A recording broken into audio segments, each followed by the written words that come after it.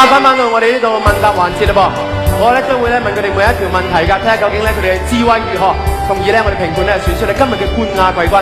首先我哋有請1號佳麗，1號佳麗佢係一名學生，芳齡18歲，嗜好係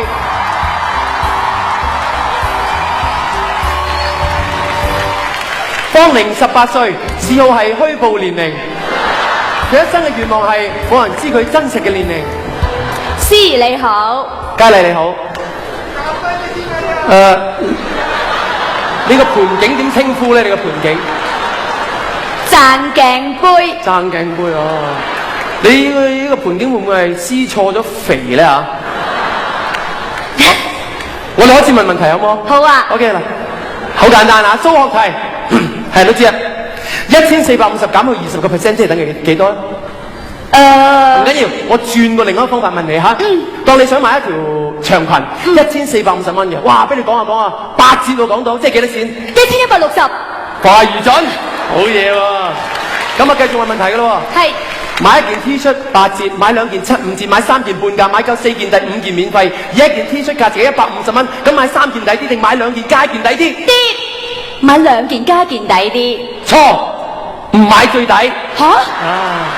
第二題，8000蚊嘅同款手袋兩個，一個楊千嬅孭過，一個溫碧霞孭過，買邊個抵啲？啲，梗係楊千嬅孭過嗰個啦。錯，唔買最抵啊！唔買最抵？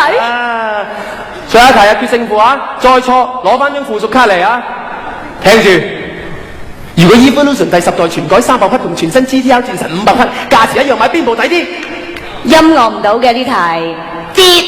唔買最抵，啲傻婆梗係買 GTR 最抵啦！話你女人唔識買嘢，攞翻張附屬卡嚟，錄多次先咯，錄出去你就得。多謝。錄出。2號佳麗，芳齡16歲，係一名飛女。當佢發現 Hello Kitty 係冇口之後，佢喊咗2晚，因為佢好驚 Hello Kitty 會就此餓死。司儀你好，你好。呢條問題係問嘅，究竟你送嗰啲咩禮物俾你男朋友，你覺得好浪漫嘅咧？我親手整個 cheese cake 俾佢啦，親手織嗰條冷頸巾俾佢啦，親手整我個公仔俾佢啦，親手砌幅砌圖俾佢啦，全部都係我親手整㗎，係咪好浪漫咧？我親手做就好浪漫嘅。咁如果你男朋友親手做份禮物俾你咧？好開心。哦，如果係親手砌咗21寸高嘅高達俾你咧？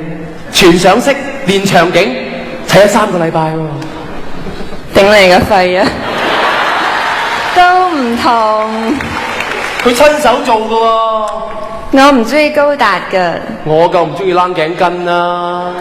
溫暖牌頸巾喎。溫暖牌高達喎。公仔咁得意。高達夠有戰意咯。cheese cake 平時你都好中意食㗎喎。黐線啊！邊有男人中意食 cheese cake 㗎？你有冇聽過一大班人話：喂，我哋今日咧約咗去睇波啊！我買咗2個 cheese cake 啊！你都黐線嘅。你又黐線。多謝。3號佳麗，當齡21歲，佢係一個好着重親情嘅人，佢覺得爹親娘親都不及 L 二親。佳麗你好。司儀你好。你好，你好。我想問你一條問題，好簡單，點解你女人咁中意鑽石嘅咧嚇？鑽石行走遠，一顆永流傳啊嘛。佢話鑽石行走遠，唔係，佢話鑽石行久遠，一顆永流傳喎嚇。咁但係腎石都行久遠㗎。你諗下喎，鑽石你有錢就買到喎。一個男人愛你愛到一個腎仲拗粒石出嚟俾你，仲將喺個戒指送俾你，你話幾浪漫啊？係嘛係嘛？但係鑽石閃亮亮啊嘛。你又點知腎石打磨完之後唔係閃亮亮啊？呢根斬法㗎，板石都得㗎啦。你終於明白啦？真係嘅？梗係啦，春婆。多謝。4號佳麗，芳齡19歲，佢好中意食嘢。佢食過最好味嘅上環一間酒樓，因為佢覺得嗰間酒樓入邊啲雞有雞味，牛有牛味，魚有魚味。佢嘅志願係蘇絲黃有一日可以成為美女廚神。Hello。你好。愛情係要互相否定先可以維持落去㗎，你同唔同意呢？梗係唔同意啦！愛情係要互相肯定對方先啱嘅。係？咁不如我哋試下。喂，你做咩啫？冇嘢。咪你有嘢咪出聲咯。冇嘢咯，咩冇嘢啫？平時都唔係咁，做乜嘢啫？我都話冇嘢咯，你一定有嘢，你講咩事啫？冇嘢。啊，再冇嘢我走啦。 Irene 做乜 send 咁多 SMS 俾你？冇啊，係咪有嘢？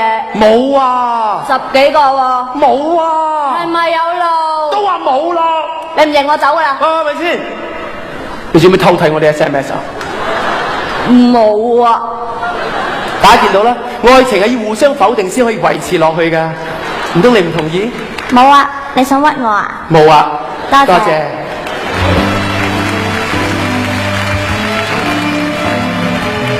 跟住仲有4位佳麗要出場，包括係5號佳麗。5號佳麗方寧19歲，係一個浪漫嘅女仔。佢最中意嘅作家係金庸，但係佢冇睇過金庸嘅書。佳麗你好，思怡你好，呢個問題咧好簡單嘅啫嚇。你有冇試過即係猜謎語？你自己咧冇謎底嘅，但係叫人猜，但係人哋喺你冇謎底之下都可以估中個謎底喎。點會啫？呢啲情況咧。